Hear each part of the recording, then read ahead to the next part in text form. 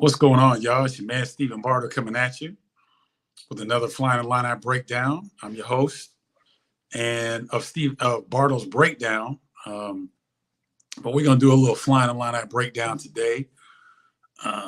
This talking about Indiana. So before I get into the scouting report and everything, I just want to tell everybody thank you for tuning in. Seems like these Flying Illini breakdowns are very well received. Those that have recently joined, either via YouTube or Facebook, thank you very much. It's greatly appreciated. If you want to join the inner circle, that is Bartle's Breakdown, you can text the number right there on your screen, 312-847-2739. Again, that's 312-847-2739. Or if you want to join the email list, stephenbardo.com/college-basketball-newsletter. Okay. Want to get that out of the way and let's get into it. So we got the Indiana versus Illinois scouting report. And what I want to share with you guys is this is one of the best rivalries in all of college basketball. People in the Midwest know about it. People in the Big Ten know about it. But nationally, I'm not sure that they understand the history that's involved with this game. And it was so good because in shoot-arounds today, when both the Illinois and Indiana shoot-around, Mike Woodson had a look on his face of a Las Vegas gambler when he walked into the building because he had not been in the State Farm Center. I'm going to be politically correct because we're on the air. He had not been in State Farm Center since he played when it was called Assembly Hall. And one of the games that he played in Assembly Hall, he dropped 48. Indiana beat Illinois 72-60. He had 48 on Eddie Johnson. So it was great to be in that moment, great to be able to see Mike Woodson and him recollect and reflect on some of the games that he had played in that building some 40 years ago. So that was a lot of fun. All right. So let's start off with the Hoosiers. When you look at the Hoosiers, everything revolves around Trayce Jackson-Davis and now Jalen Hood-Schifino, the very talented freshman point guard who's starting to come into his own. He's getting a lot more playing time based on Xavier Johnson being out with foot surgery. I saw Xavier, and he's doing better. He sees the doctor soon, and hopefully he'll get some good news to where he can start to expand what he's doing to try to get back on the floor. But Jalen Hood-Schifino is the real deal. If you guys have been following Bartle's breakdown, you know that I said this in the pre-season, not pre-conference, before the season even started, that this kid had the ability to be one and done. And what Mike Woodson has shared with me is that this young man has a work ethic that when you see him be successful on the floor, it's because he puts the work in. So this is a dynamic duo between Trayce Jackson-Davis and Jalen Hood-Schifino. And these guys they have been able to sort of steady the ship. I know that there was a stretch in there where Penn State popped Indiana. They got popped several times. I think it was a 3-game losing streak, but they came back in impressive fashion to beat Wisconsin at home. And so they did that over the weekend. They got some time off. They, kind of rested up a little bit, got ready to go. But these two are the key for Indiana. Trayce Jackson-Davis, Jalen Hood-Schifino may be one of the best 1-2 duos in all the conference. Hoosiers do a great job of getting high percentage shots. A lot of that has to do with Trayce Jackson-Davis, but they can also score from a number of different ways. Jordan Geronimo had a fantastic game against Wisconsin. I think you guys remember the way that he was playing last season at the end of the season in Big Ten Conference Tournament. Mike Woodson reminded us that against Wyoming in the first four that he played outstanding basketball. I remember covering that game. He was outstanding, very athletic. And so along with Trayce Jackson-Davis, Geronimo gets to the bucket. He scores at a high clip when he does look for his opportunities. Tamar Bates is streaky, but he's a guy that can fill it up. Trey Galloway can get going. And even without their two senior guys, some of their glue guys and some of their best players, and Xavier Johnson and Race Thompson, this team is still shooting 50% from the field. That's tops in the Big Ten. So they get quality shots. They get into the paint as well as any team in the conference. And it will be interesting to see their shot blocking ability, which is tops along with Illinois in the Big Ten. It'll be interesting to see how effective they can continue to be from a block shot standpoint, because they guard the rim very well. But this is a different Illini team with a lot of length, a lot of people, a lot of players coming downhill trying to get to the paint. So it's going to be interesting to see how they handle that. The Hoosiers need a third scorer to step up tonight. Jalen Hood-Schifino, Trace Jackson Davis going to be there, but can Miller Kopp step up and be a double-digit scorer? Can Galloway, can Tamar Bates, Kopp, all these guys, because Indiana has pretty good depth, right? Their bench scoring, I believe, leads the Big Ten, and Illinois' bench scoring is second. So these teams mirror each other in certain situations in terms of high percentage shots, protecting the rim. Illinois tops in the Big Ten in blocks, but Trace Jackson Davis has to carry such a heavy load that when Indiana has been successful, they've gotten a third scorer. Who is that third scorer going to be tonight? That will be key for the Hoosiers, especially on the road where their offensive prowess hasn't quite traveled as well as it does in Simon Scott Assembly Hall. So it'd be interesting to see who that third scorer will be for the Hoosiers. On the Illini side, the offense is starting to click a lot better in this 3-game stretch for the Illini, where they had some big wins against Wisconsin, Michigan State, and at Minnesota. And I believe that spread offense that Brad Underwood implemented has really given more structure than what they were doing 5 out, none in. That 5 out offense, was something that they were trying based on their personnel, didn't quite work. And kudos to Brad Underwood and his staff for figuring out a system that seems to fit this particular edition of the Illini much better. And so now they still run sets to get Terrence Shannon Jr. shots, him coming off a down screen, catching, going to his strong left hand with the ability to come downhill. They're getting Matthew Myers shots. He's playing some of his best basketball of his career. And so can the Illini's offense continue to click tonight? And can the Illini's defense be as aggressive as it's been in this 3-game streak? Guys, the Illini are forcing big-time turnovers against their opponents. We know that they're an elite shot blocking team. And so you got a guy like Ty Rodgers, and Brad Underwood shared this with us. You got a guy in Ty Rodgers who guarded Talon Cooper, then he guarded Jamison Battle, then he guarded Dawson Garcia. That's the point guard, that's the wing, and that's the big. Those are Minnesota's 3 best players. Ty Rodgers guarded them all. And oh, by the way, he scored his career high last game. So you guys, I know you thought I was crazy when I told you Ty Rodgers is a consistent jump shot away from being in the NBA. I'm not saying that he could leave after this season, but this guy has the intangibles and he plays hard, right? And so, the way that the Illini had picked up defensively, they blocking shots at an elite level, they're turning teams over.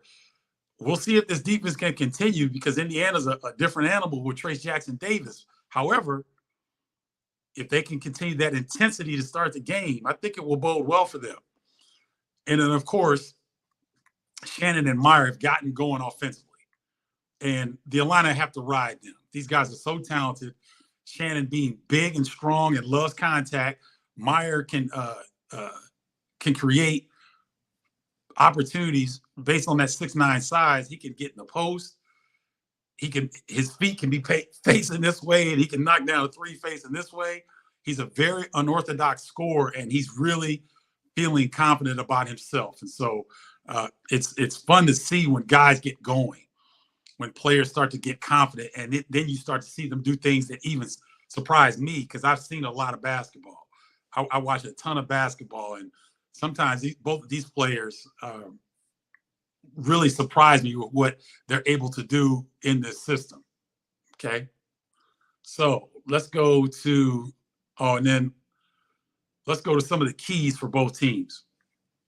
Danger, Brad Underwood talked about the Illini didn't find danger as much as they could have against Minnesota. He was 5 of 6 from the field. He'd like him to get 10 attempts per game. So look for the Illini to look for Dane Danger a little bit more than they did against Minnesota. Ty Rodgers and Jalen Epps are really playing great basketball right now. And so these freshmen, because they've got guys like Danger, Shannon, Meyer ahead of them that really are taking the bulk of the offensive shots, these guys can fit in and find their opportunities when it presents themselves, and they're doing a fantastic job of that.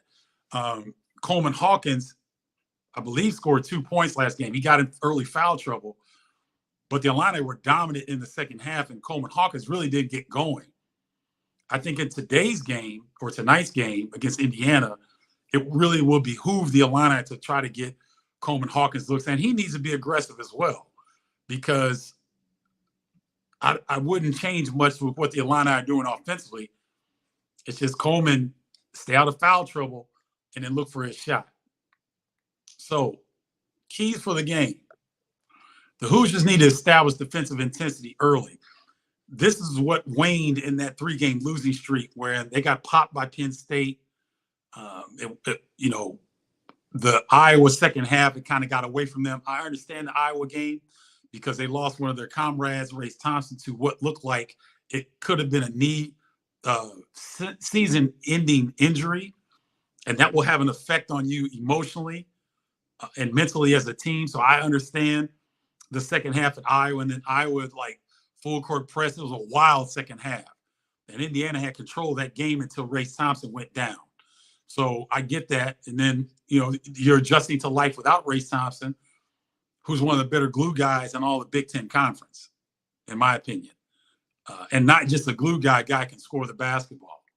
But when you lose someone that's as important as Race Thompson, everything's going to suffer. And now it looks like the Hoosiers have figured out a way to play in Race's absence and still be effective on both ends of the floor. Geronimo needs to get activated early. When he's engaged and he's athletic, he's very unique because he probably has one of the longest wingspans in the Big Ten. He's got one of the quickest jumps in the Big Ten from a forward position, and he can really play off of Trace very well. He can shoot the three. He shot it last season. I don't know if his confidence has waned, and maybe Mike Woodson doesn't want him to shoot the three, but he has the ability to step out and knock down threes, and he's very comfortable shooting perimeter jump shots. So him maybe being in a high-low situation at times with Trace Jackson-Davis gives the Hoosiers really good balance, but he needs to get activated early. And to me, if Indiana wants to have a really good showing on the road, which they struggle to do this season, Malik Renew, big fella, where you at? We're waiting on you. We're waiting on your backcourt mate, Jalen Hood-Schifino, has arrived. But Malik Renew has game, y'all, and he struggled. And it's, different players and freshmen will take a little bit longer. Maybe he's hit a wall mentally and emotionally. He's a Florida kid, first winter outside of Florida, a lot of different factors. But Malik Renew, once he has a breakout game, that's going to elevate Indiana. I'm telling you, this kid can flat out ball. High basketball IQ, great instincts. And Coach Woodson said he's starting to understand how hard he has to play night in and night out. If he has a breakout game, that could maybe be the difference for Indiana on the road. I'm telling you, this young man is that good. For the Illini, work Hood-Schifino. Jalen Hood-Schifino's got a motor.